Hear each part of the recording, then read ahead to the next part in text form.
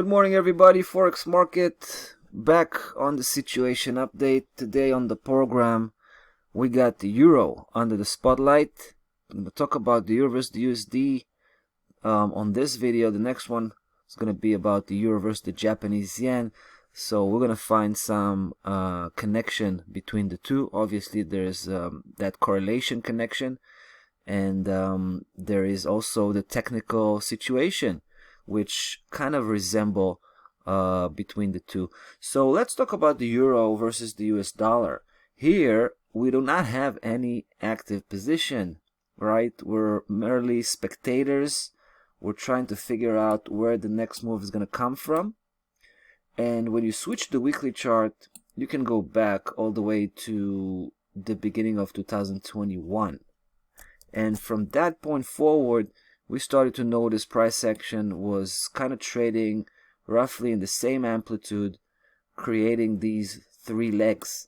In fact, the first leg followed by the second leg. Well, the second leg was the one that kind of validated our key level system here by crossing, by basically touching base on 2196 three times, actually 4 times in a row, but kept itself from crossing over. That was a good sign for us that we can trust this support and resistance system. So coming from that point, now we see price action approaching the lower section. And I want you to focus on the blue system rather than the black one. We're going to come back to the black one later on. So we feel that price can go all the way to 2196 again, right? Just produce another leg on this, and in this formation. Leg number 4 is going to carry it all the way to that upper section here where the previous highs are.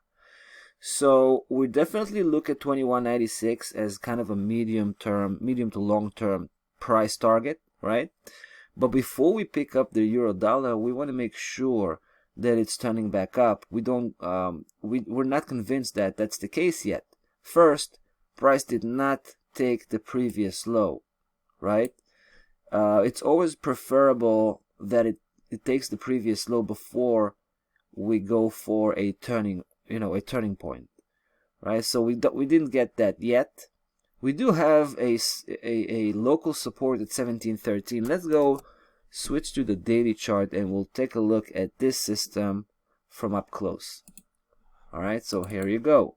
As you can see, price action is on the back foot, right? The past 4 or 5 days have been pretty consistent on the way down, but from this perspective, which is the short-term cycle, price did take the previous low, right? You see the difference here? It did take the previous low.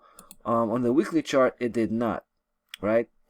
So what I'm trying to say here is that price action can definitely start to turn around and begin to trade sideways on a lower scale, right? So it will not go all the way to 2196 yet. It's going to take its time. It's going to trade sideways.